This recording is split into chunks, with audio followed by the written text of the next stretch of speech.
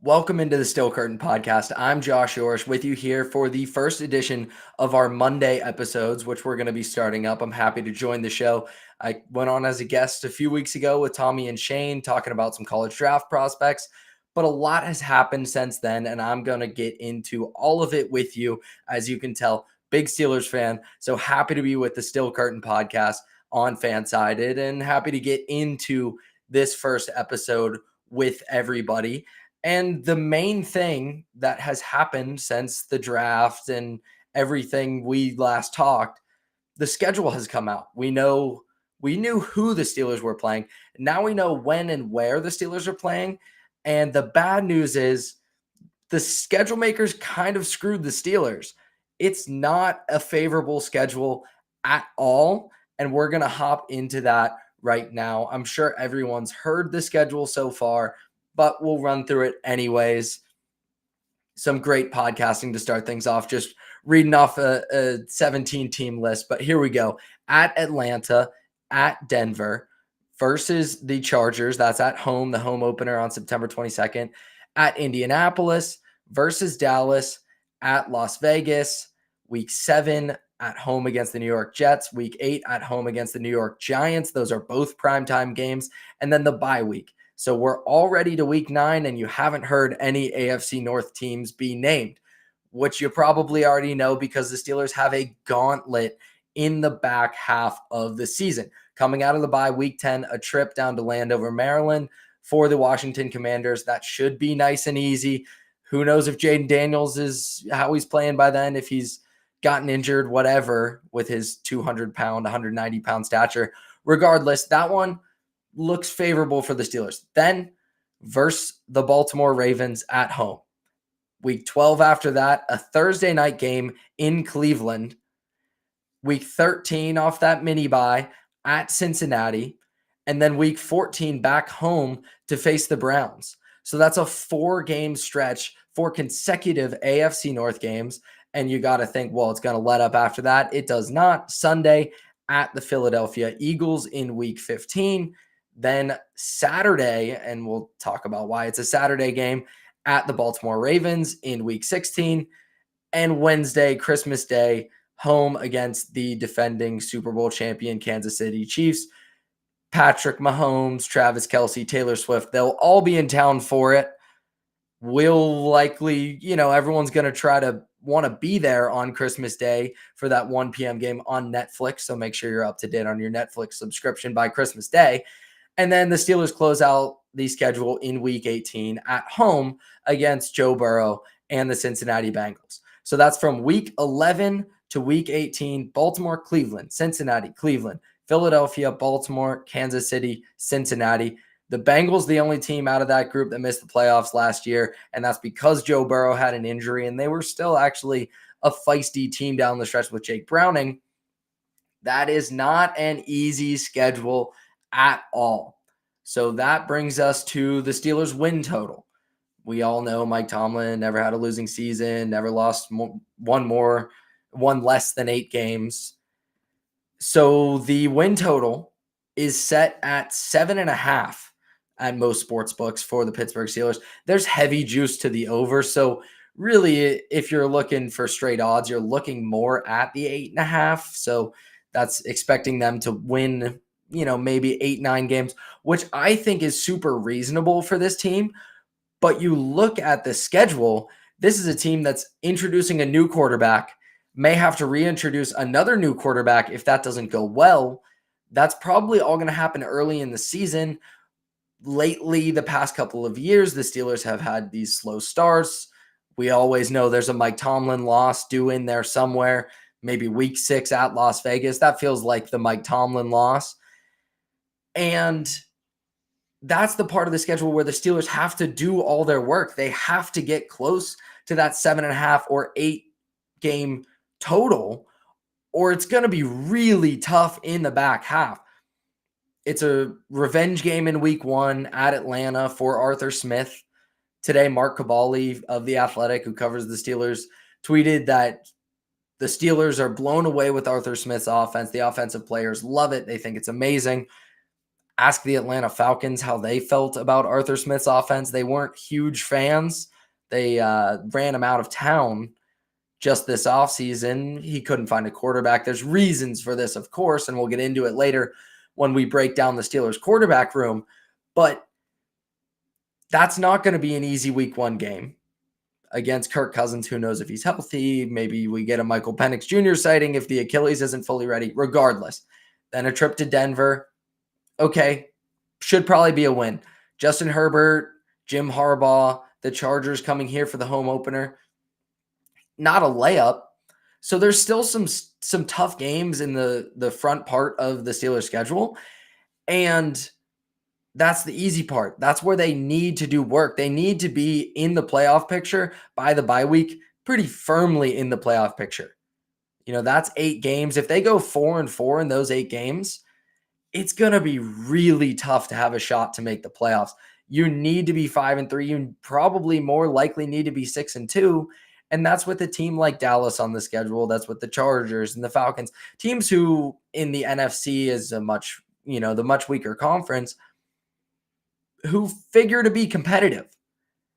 And the Steelers need to go about 6-2 against that group to have a shot to really make the playoffs and finish strong against just a brutal back half of the schedule. We know there aren't many sweeps in the AFC North series, right? You're probably going to split these games.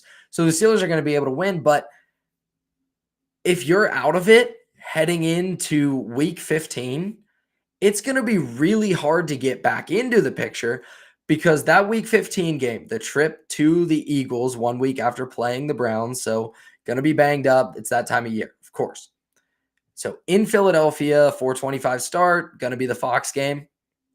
Then that's December 15th. Then on December 21st, a trip to Baltimore, 4:30 afternoon game. You get out of there kind of late. You got to come back home. And then bam, Wednesday, December 25th. That's 10 games. You're playing 3 teams who are Super Bowl contenders, legitimate Super Bowl contenders. The Eagles fell off a cliff last year. They thought about maybe Belichick replacing Sirianni, whatever they thought about. That's still a really good roster and a really good team. You got to try to beat Jalen Hurts, Lamar Jackson, Patrick Mahomes in a 10-day stretch. 1-2 in that seems fantastic if we're being realistic about it. And then, Joe Burrow's waiting in the last week of the season. So it's not going to be easy for Mike Tomlin and this team if they start slow. And that's a problem because the past couple of years, they've had a tendency of starting slow. Now, maybe we get something like the year with Big Ben on the repaired elbow, the fake 11-0 undefeated start that they ended up losing on a weeknight game to then, I believe, the Washington football team, whatever the hell that team's called. We might need something like that for this team to get into the playoffs, and there's serious questions about who's going to be the quarterback. We know Mike Tomlin said that Russell Wilson is in pole position, but this is with a new offense, an offense that I'll talk about later doesn't suit him very well. Maybe Arthur Smith starts to like the mobility of a Justin Fields and the tantalizing athleticism, 6'4", 225, 4.3 in the 40. We know those aspects of his game.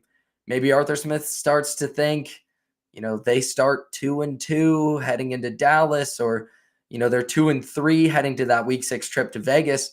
Maybe we should give Justin Fields a start. Now you're introducing more variables for a team that needs to win games early in the season. I would still hammer that over.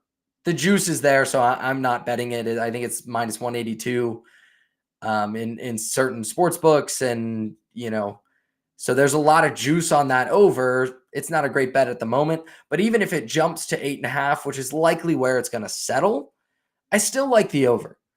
It's Mike Tomlin. They're going to win 9 games. It's Mike Tomlin with an upgraded quarterback room. Whatever you think about the 2 guys they have here, they're better than Kenny Pickett and Mitch Trubisky and Mason Rudolph were. but it's got to happen very early on in the season because the schedule makers really screwed the Steelers. A couple of years ago, that new CBA, it extends the season to 18 weeks and 17 games. That was the big story. But what the NFL also did that year, they kind of gave up on competitive balance in schedule making. They still, have it somewhat. They don't want teams traveling. Crazy travel imbalances or rest imbalances, but the rest imbalances exist. And they've allowed that to creep in because, well, it's the same reason that they're selling a game on Christmas Day on Netflix, the almighty dollar. The NFL and Roger Goodell are going to squeeze whatever they can out of this TV product that we've only become more and more obsessed with. And that obsession, that obsessed fan base likes Steelers Ravens and likes it in the snow. That NFL rabid group of everyone, it's the whole country.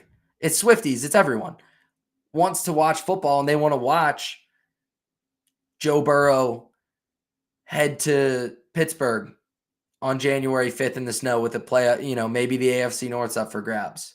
They want to see Lamar Jackson play the Steelers. They want to see the Browns and the Steelers on a Thursday night. And they even think the Steelers are a good platform for the traveling circus that are the Kansas City Chiefs and everything that comes with that on Christmas Day, a day that the NFL has said they are taking from the NBA. That day used to be the NBA's day. Roger said, not anymore. Sorry, Adam Silver. We're going to take that from you. That's ours now. And he said, well, we'll do that on football days, right? We'll do it on Thursday. We'll put 3 games. When it's on Christmas falls on a Saturday, Sunday, no college football, we'll take it. Now it's on a Wednesday, and they said, we're going to take that too. If it's on a Christmas falls on a Tuesday, they're going to find a way. They learned in COVID when the Steelers and Ravens had to play on a Wednesday, they learned we can do this. We can twist it around and make it look like it's not a player safety issue, which it most definitely is. Playing on a Wednesday, they moved them to a Saturday, so it's the same as a Thursday night. We know all of this, but the Steelers still got screwed down the stretch. It'll show up in the record, of course, but it'll probably show up in injuries and a lot more as they try to make the playoffs, make it back to the playoffs, and finally get a playoff win under Mike Tomlin for the first time in a long, long, long while. We're going to get into some of the players that'll play a big role on that team, and one that's not showing up for the summer workouts, the OTAs. It's the voluntary workouts. It's voluntary, but we're going to get into a player who just said, I'm not showing up this year because I want a contract. But first, we got to talk about DraftKings. Hey, Steelers fans, DraftKings is offering a fantastic sign-up bonus for new users. New customers can place a $5 first bet on any sport to instantly claim $150 in bonus bets when you sign up with our code FSBETS. That's FSBETS. You will also receive one single game parlay reward every day. The best part is that you will get both rewards even if your first bet loses using our code FSBETS. Not only get you these bonuses, but it also directly supports our podcast. So make sure if you're signing up with DraftKings, use that code FSBETS. If you've been considering signing up, if you hear me talking about that 7.5 win total and think the Steelers aren't going to win 7 games, it's going to be 8, 9, 10, whatever you think they're going to win 14. Well, there could be some value on that win total over and under. Those are already up at DraftKings. So make sure that you sign up with our code FSBETS. This offer is only available to new customers who are 21 plus and physically present in legal gambling states. Please remember to always gamble responsibly. Check out the episode description for full terms of the offer to see if you qualify. And now that brings us to Cam Heyward, one of the stalwarts of the Steelers defense, a guy that we've loved in Pittsburgh for a long time, a guy that, frankly, the team should have done more winning with. A guy like that. He feels like he's of that old era. He's of that my childhood, the Super Bowl teams, the competitive playoff teams, the ones battling with Brady, but he's really not. He's kind of more of a new era guy. He's somebody who was stuck in the middle, bridged the gap, along with obviously Ben and everything there.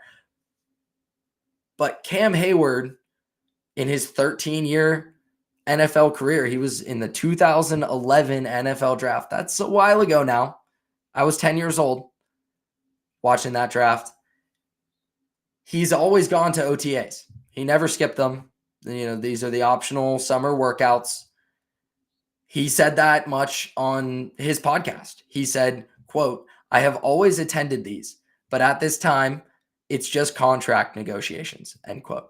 That's on his Not Just Football podcast that he does, which is great. There's a lot of athlete podcasts, not so great. Cam Heyward does a really good job.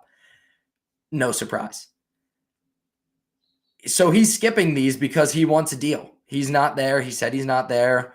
It's not a messy situation. This is not a Le'Veon Bell thing. It could start to veer in that direction, though.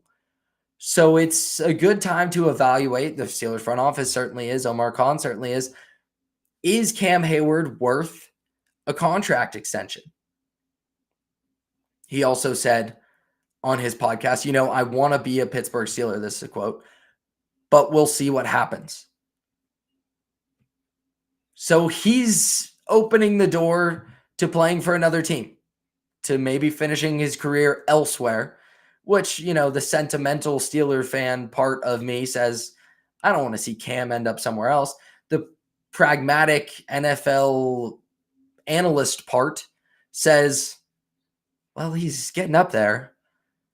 See what the market, let him test the market, see what he could get, see how this season goes. So he's entering the final year of a 4-year deal he signed back in 2020. It's a $22 million cap hit, and he's going to make $16 million roughly this year.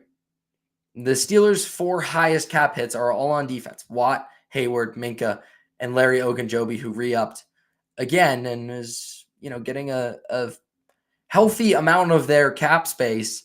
That's 3 players on essentially the defensive line. We can, Watt's an outside linebacker, but he's on the defensive line. They play in sub packages so much. It's 4-down lineman.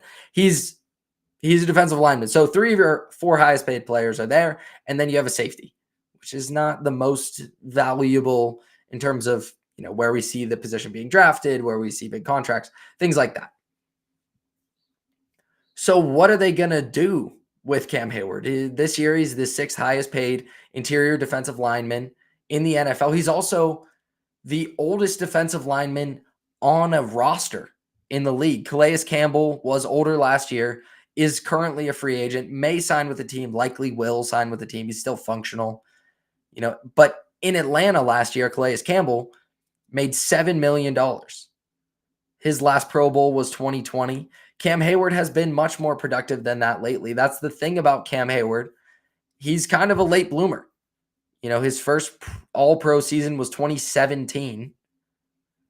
And he made the Pro Bowl pretty much every year after that until last season, when he only played 11 games because he was hurt with that groin injury in his age 34 season. So he's going to be 35 years old, coming off of a pretty significant groin core injury that cost him a large part of his season. But this is a guy who's incredibly durable. So we're weighing the pros and the cons, right? We don't want to get lost in what we're talking about. It's the pros and the cons. Do we pay this guy? Should the Steelers pay this guy? Con, he's getting old. And last season he was hurt. Pro, he's been very durable. Every year but 2016, he's played 15 or more games. That was his one injured season until last year. And in 2022, he was a Pro Bowler. 2021, first team All-Pro. Fantastic. We know who Cam Heyward is in that respect. But if you want to pay him, what do you pay him? Because we can look at some similar contracts. The best facsimile, and it's not really even perfect, is Cameron Jordan, who in 2023 signed a 2-year, $28 million fully guaranteed contract with the Saints. That's $13 million cap hit. Jordan plays more on the edge. He was 33, Heyward's 35, and the contract wouldn't kick in until he's 36. And there are not a lot of defensive linemen playing at that age. Last season, Fletcher Cox at 33, going to be, fringe Hall of Fame potential defensive lineman, similar to Cam Heyward, signed a 1-year, $10 million contract with the Eagles. That was at 33, and he's not on a roster anymore. So Heyward's 2 years older, had more recent success, but you also just paid Ogunjobi 3 for $28. So where is Cam's contract going to fall? Because it seems like this is a guy that the Steelers pay. Like it or not, Omar seems to be more new school than Kevin Colbert was. We've seen that. We've loved that. We'll get into that with the quarterback room. But this is still a Steeler, right? This is a bleed black and gold guy that they're going to want to keep. So should they pay him? Maybe. Will they pay him? Probably. What will it be? If it's anything more than like 2 for $25 through 2026 with a lot of upfront guarantees, not much guaranteed in that second year, which is how the Steelers conduct their business. They don't really guarantee deep into contracts much past the first year. So you could load up that 2025 season a little bit in that 2 for 25-ish range, maybe a little bit more if you're feeling splurgy. That gives you some flexibility. But anything more than that, this could be a really not disastrous contract because that's reasonable. That's NFL defensive lineman. It doesn't work out. You can cut him, take a, dead cap, and that's okay. The Steelers don't have a lot of dead cap hits right now. They're in a good salary cap situation. But that could be a problem because who knows what Cam Heyward looks like this year coming off that injury. If he's not great, he could be somebody you could want to move on from before his new extension even kicks in. The reason you do it, though, is because you have Russell Wilson on a veteran minimum contract at quarterback. I don't think Russell Wilson was a very functional NFL quarterback last year in Denver. Sean Payton had to hold his hand, and I want to get into this so badly. We're going to get into it in the next segment. But the value that he provides is that he's on an incredibly cheap deal. And that cheap deal allows you to pay players like Cam Heyward, even as they're aging, even as it's not maybe the best decision in the world. You can still do that because we have Mr. Unlimited on a very limited contract. On a veteran minimum 1-year contract. And if he's good, you'll have him cheap again because his contract with Denver, the exorbitant massive deal that they paid him, that was a huge mistake, that still extends and he'll still be getting those checks from them and there's still offset language in that contract. So you can have him pretty cheap again if he's good. Same with Justin Fields. If he's the guy, he turns out to be the guy, you can have him cheap. So you pay players like Cam Heyward because you're not paying a quarterback. If the Steelers had a franchise guy and they were paying him like a franchise guy, you cannot risk the Heyward deal not working out because you're operating on such thin margins at that point. The Steelers are not doing that. They have room to make mistakes with the salary. They have room to overpay. And Omar Khan has been fairly aggressive doing that, rebuilding spots on the roster that need rebuilding. He spent a lot on James Daniels and Sayamalu a few off seasons ago because we're not paying a quarterback. And that's the value of the Steelers quarterback situation and why you can risk a Heyward deal not exactly working out, even if it puts you in a slightly unhealthy situation in your D-line room with Larry Ogunjobi on a fairly expensive deal and his injury history. So that gets into this idea of roster health, and I started to dip my toe into it. What we're talking about for the rest of the show, we'll be talking about is the quarterback room. It's the offseason, right? Players get physicals in the offseason, draft season, everyone's getting a physical. Maybe you have to go get a physical in the summer, you put it off, some free time, go to the doctor, get checked out. Well, we're going to do that to the Steelers roster, right? We're going to give them an offseason physical, go position by position and judge, are they in a healthy situation or not going forward?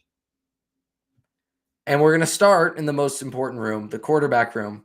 But first, I do have to say, if you're a fan of the Pittsburgh Steelers and Pittsburgh Steelers football and would like to support the Still Curtain podcast, please consider subscribing to the Still Curtain podcast on YouTube. We appreciate that support, and you'll get to come back and see as we go through the rest of the roster. I'll have some guests from Pittsburgh sports media coming on as we talk about the offensive line, the defensive, everything.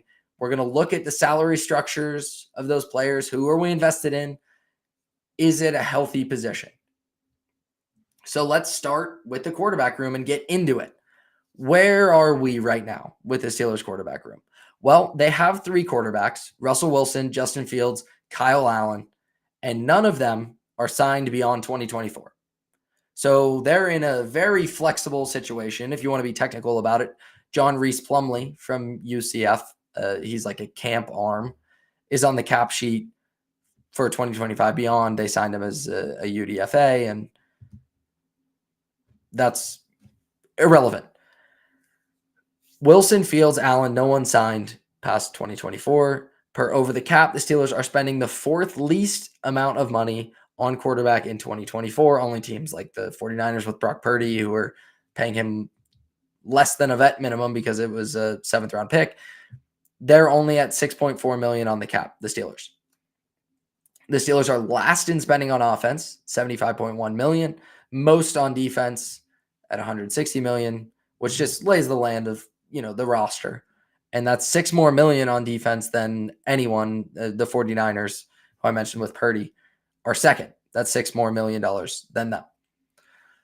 So the first issue is who's going to be the starting quarterback. It looks like it's going to be Russell Wilson. Mike Tomlin has said he's in pole position to be the starter in week 1.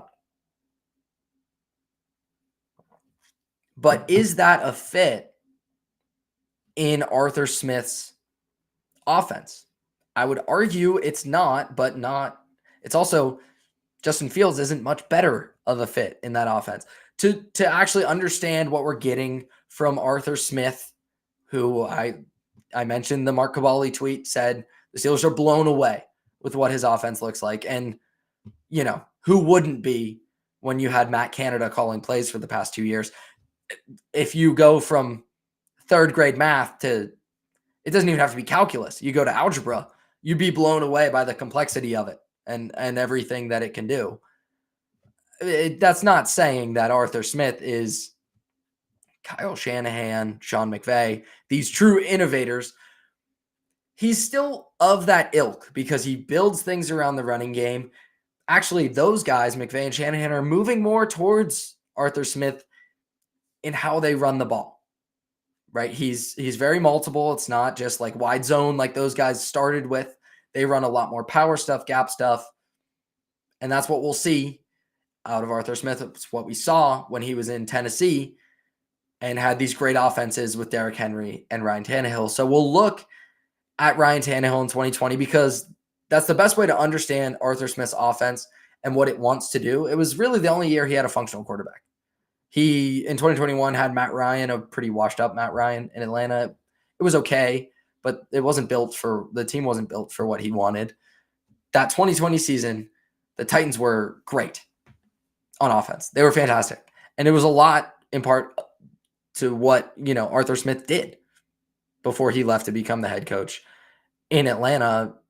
In 2019, they were even better, but that was Tannehill took over from Mariota. It was, a smaller sample. So in 2020, Ryan Tannehill threw for nearly 4,000 yards, 3,984, 37 touchdowns, 7 interceptions, 7.9 yards per attempt, career high 23 scrambles, 2.64 second time to throw, and a 14.6% pressure to sack ratio. It's a lot of numbers thrown at you. We'll revisit them as we compare to the other players, but The point there is that's very different than what we're going to get from the Steelers quarterbacks. It was a heavy play action scheme, led the league in play action percentage, 36.2% of the time that year. Tannehill was turning his back with a play fake, a hard play fake most of the time, and throwing it, and he excelled in play action situations. 9.6 yards per attempt, a 10.4 average depth of target downfield. So Arthur Smith wants to run the ball, and he wants to take shots down the field off of play action. It is a great core tenet for how to run offense. It is what Kyle Shanahan does, McVay, is what these guys do, right? They establish the run game and then hit you over the top. Smith does a great job of it, especially that year with Tannehill. And I will say it's a bit reductive to say Smith's offense is going to be exactly the same 4 years later. Offensive football changes rapidly in the NFL, but this is our best lens to view it through. So Smith liked Tannehill because he would stand in the pocket. He was not afraid of pass rushers up the middle. He would stand in and rip throws over the middle of the field. That was his best ability and what Arthur Smith wants out of a quarterback. That year, between the numbers, 10 to 19 yards downfield between the numbers, Ryan Tannehill was 45 of 68 for 855 yards, 4 touchdowns, 4 interceptions. Between the numbers, 0 to 9 yards downfield, 113 of 136, 1,035 yards, 12 touchdowns, no interceptions. Excellent numbers over the middle and off of play action. So Russell Wilson, last year with Sean Payton, a great offensive mind who does more of a spread offense. It's a different situation than what Smith does, but it's a good situation to excel. Wilson wasn't good. His numbers look okay. He wasn't good. He had to have his hand held by Payton's offense. He completed 66% of his passes, just over 3,000 yards, 26 touchdowns, 8 interceptions. That sounds decent. 6.9 yards per attempt. Not good. 36 scrambles. He's not athletic anymore. They weren't very productive. 3.07 time to throw, the 6th highest of NFL quarterbacks with at least 100 dropbacks last year, and a 20.6% pressure to sack ratio, which was 15th worst and one of the best of his career. He's a very high sack rate quarterback, which is not good for Arthur Smith's offense that wants to be ahead of the chains. That's the goal of it. Be ahead of the chains with the running game so we can take shots. A quarterback who holds onto the ball, 3.07 time to throw, and gets sacked, that's a square peg round hole situation. I told you Tannehill's time to throw in 2020, 2.64, 3.07 for Wilson last year. Not good. Wilson was better over the middle of the field, but not on a lot of attempts. He's a short quarterback. He hates throwing over the middle of the field. His best ability is the deep balls down the sideline. He's great at those. He wants to do them off of scrambles, which he doesn't do well anymore, which is the reason he's fallen off a cliff. His athleticism declined, so he couldn't create those plays for the deep ball down the sideline, which George Pickens will love those, but they'll be in too many negative game scripts if they're behind the chains from sacks. So last year, intermediate middle, that's 10 to 19 between the numbers, 310 yards for Wilson, 2 touchdowns, 2 interceptions. Short middle, 70 of 85, which is good. 680 yards, a touchdown, 2 interceptions. But on the intermediate middle throws, he had a 3.43 second time to throw. He is holding on to that thing for a long time. And that's a big reason I'm certain that Omar Khan said, we have needs at corner. We have needs on the defensive line. I'm taking offensive line first 2. Zach Frazier falling to them helped. But I'm taking offensive line first 2 because we have to protect Russ because he holds on to the ball. And that is not changing. Sean Payton tried to change it. He benched him because he wouldn't. He benched him for Jarrett Stidham because Russ refused to get rid of the ball quickly on time. So that's what we're going to see. That's what we're going to see this year. That was the second worst time to throw on those intermediate throws last year. The person who was worse, Justin Fields. He was the only one who held on to it longer. So the Steelers are going to have this problem. I like what the Steelers have done. This sounds like I'm ragging on the Steelers quarterback room, and it sounds really negative right now. I promise you it's not. I'll get to the silver lining, so stick with me through the mud here because we're going to get to the good part. I promise. So a little bit of a better part is Justin Fields, who we'll look at now, right? Fields last year completed 61% of his passes, 2,500 yards, 16 touchdowns, 9 interceptions. Same as Russ, 6.9 yards per attempt. He only played 13 games, a good number of scrambles, 43. It's down from 70 in 2022. But we know he likes to run the ball. A big improvement he made, he wasn't getting sacked nearly as much. His pressure to sack ratio, 19.3%. That's functional. That's still high, but it's functional. And that's important. It was 27.1 in 2022.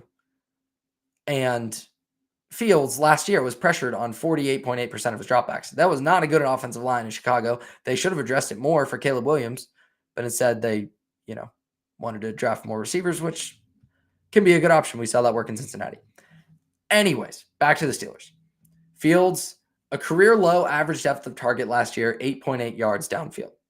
So when he's making a throw, it's traveling, roughly 9 yards downfield, but he still was holding onto the ball 3.39 second time to throw. Worst in the NFL. Well, longest in the NFL. However you want to judge, good or bad on that. When he was clean, though, 2.76 time to throw when not pressured. It's over 4 when he's pressured. So when he sees pressure, he's going to get out of the pocket like we saw Kenny Pickett do a lot, right? He's going to want to spin out. He's going to want to step into a lane. The difference is Justin Fields is 6'3", 225 and runs a 4.3. He can do it.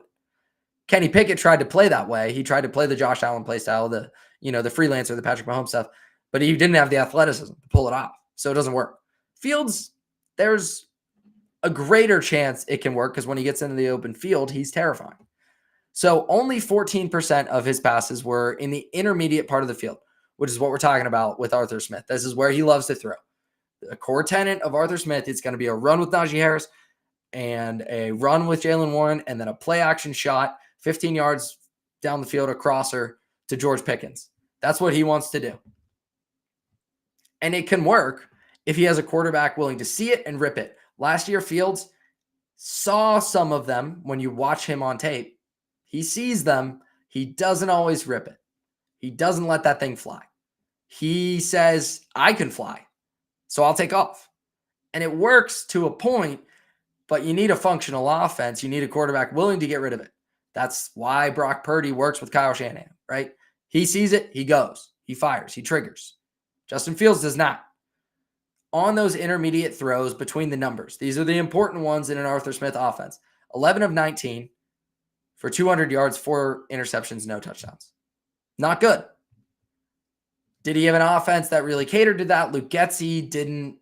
I don't think Luke Getsy's going to do a good job with the Raiders now that he's there. I don't think he did a very good job in Chicago. So those numbers should be better just on the offensive coordinator, but it's still a problem. Fields holds onto the ball too long. But, he's also a product of the pressure he was under.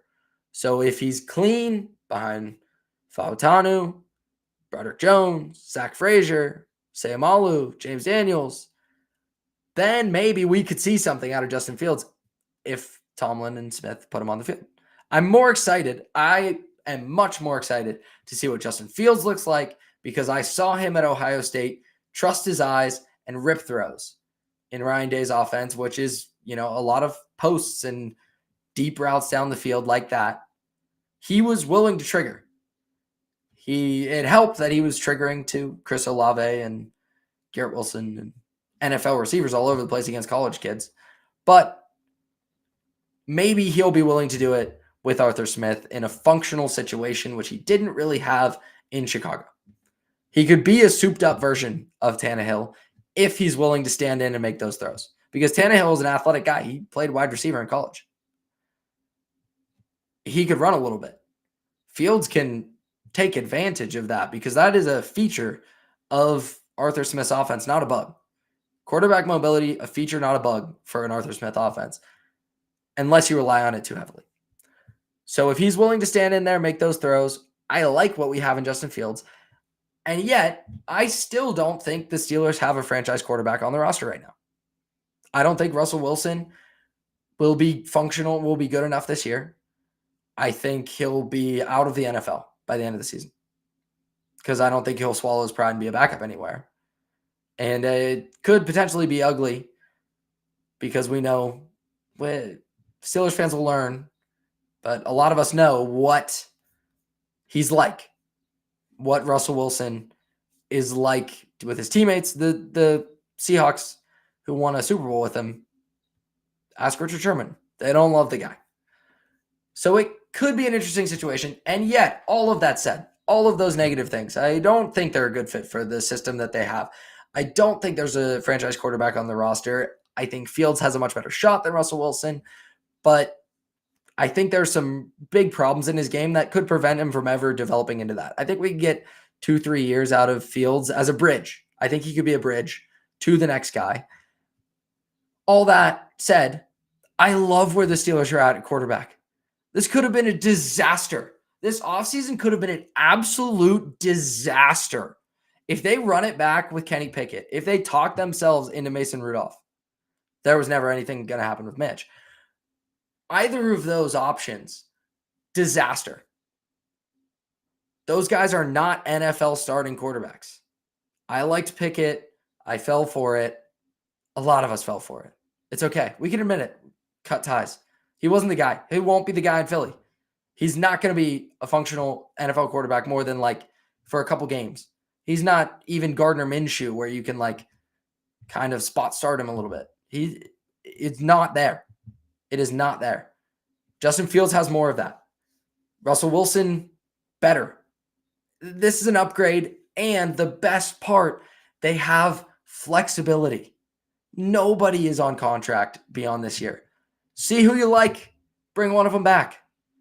Maybe you give Fields the Jordan Love contract before this year. They declined the 5th-year option. Obviously, it was going to be, way too much money to pay a maybe backup quarterback. We don't know what we have. Give him a little something to make it worth his time in Pittsburgh. Say, okay, we'll give you next year. How's $9 million sound? Sounds like a lot of money, but it's really not for a backup quarterback.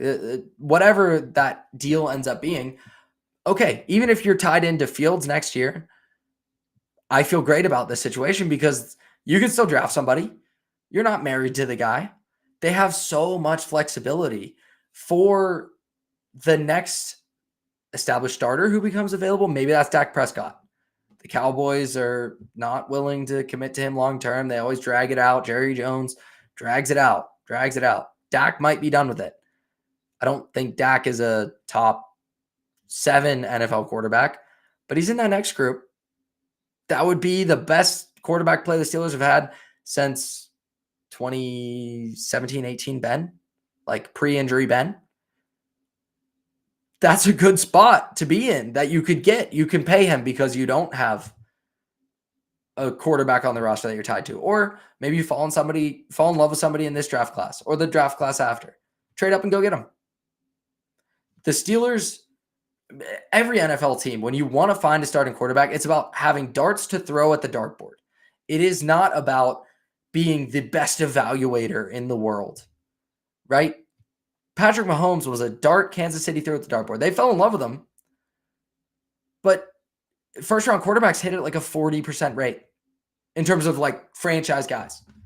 First overall picks aren't even a guarantee at quarterback. It's the most difficult position in all of sports to identify and to develop. So you just want darts to throw at the dartboard. Omar Khan threw 2 this offseason. That's more than most teams. And he's got a bunch more he can throw in the next offseasons because they're not married to anybody. They could be the Giants paying Daniel Jones $45 million a year. They're not. Low-risk guys. Market inefficiencies. Once-in-a-generation market inefficiencies. Russell Wilson has a massive offset language in his huge contract that made him the highest paid quarterback in the NFL when he signed it. And they cut him basically before it even kicked in. and took a like $80 million dead cap hit to get rid of the guy. Okay, so we can get him on a vet minimum. That never happens, regardless of what you think of the guy. Justin Fields, a guy, the team, the Bears kind of liked him. They probably would have felt okay going into next year with Fields. But Carolina made an awful trade. They were awful with Bryce Young. And Chicago lucks into the first overall pick. That is not going to happen very often. So they got Fields on the cheap. Darts that you can throw at the dartboard. One of them is going to be a bullseye eventually. There are gaps between franchise quarterback. It's not as easy. Steelers fans thought it was easy when Terry was gone. Steelers fans thought it was easy when Ben was gone. I thought maybe they got one in Kenny Pickett. I was wrong. It was a dart. Even though that pick didn't work out, that's fine. Because it was the 20th pick in the first round. Okay. That's a worthy dart to throw to try to get your quarterback. And they have so much flexibility to continue throwing them. For a few years now, I've talked to Tommy Jagai, of course, the Wednesday show. You'll hear him on Wednesday with Shane. I've talked to him, since I've started working at Fansided about the direction of the Steelers. And it feels bad, right? It felt so bad. It felt so stuck in the middle. It felt so purposeless to continue going 9-8 and 10-7 because they're not putting together a championship caliber roster. Now, because they're willing to be flexible, they're willing to be agile in the offseason. Khan, I think, is drafting really well too. That helps. That obviously helps. But they're willing to be agile at the most important position. Now, instead of going 9-8, 10-7, being like, oh, well, now we can't get a high pick to get the next quarterback, you're allowing yourselves to be like, maybe we're the Chiefs with Alex Smith, right? Build up the roster around, keep winning over an extended period of time. Don't blow it up. Don't trade Watt. Don't trade Minka, which I was bordering on wanting them to do. Khan said, no, let's hang on to these guys. Let's continue to be competitive. And when the right guy comes available, when we love a Patrick Mahomes in the draft, trade up and get him. When a Tom Brady's not going to come available like the Bucs got when they had Winston, they said, okay, we'll move on from Winston. Tom, Super Bowl, right?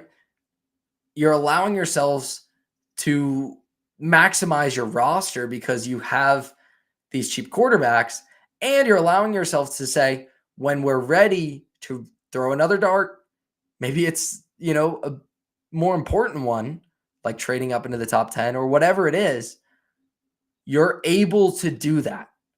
And that's why Omar Khan has done a fantastic job this offseason, especially in regards to the quarterback room. And I said, we're doing an offseason physical, right? We're the doctor, we're examining it. It's not all pretty. The Steelers are really healthy. The Steelers are really healthy from a salary cap perspective, from a roster building perspective at quarterback. They're not perfect because they don't have the guy, but they also didn't marry themselves to the wrong guy. And that's a huge credit to the Pittsburgh front office. And it's a reason that I'm feeling so much better about the team going forward than I was at the end of last season when it was still Pickett or Rudolph. What does Pickett and Rudolph get you? It maybe gets you 9 wins with no possibility, really, of anything much better than that. And now the Steelers are in a position where when they're ready, they can strike and get the guy. They are very healthy in their quarterback room. And it's a good feeling about the Pittsburgh offseason. I hope you enjoyed the show today, guys. I'll have some guests on, as I said, going forward next week. It's going to be Memorial Day on Monday. We're not going to do a Memorial Day show. We'll move that back to Tuesday at 1:30. 1:30 will be the regular time for the show. I hope you enjoyed. Like and subscribe, of course. Share it with your friends. Tell everybody. If you hate me, you love me, you can find me on Twitter at jyourish3 and let me know your feelings. Whatever it was, I'm excited about doing this show. I'm excited to talk about the Steelers, the team I love most above all, the Pittsburgh Steelers. So it's been a lot of fun talking to you for 50 minutes or so today, and it'll be fun as we go through the offseason. Next week, I think we're going to do the offensive line as our roster offseason physical, our outlook going forward. I think we'll talk offensive line next week. We'll see if we can get a good guest for you. I think we will. We might have somebody lined up. So come back and check it out next Tuesday at 1:30. And after that, it'll be every Monday. Happy to be with you guys.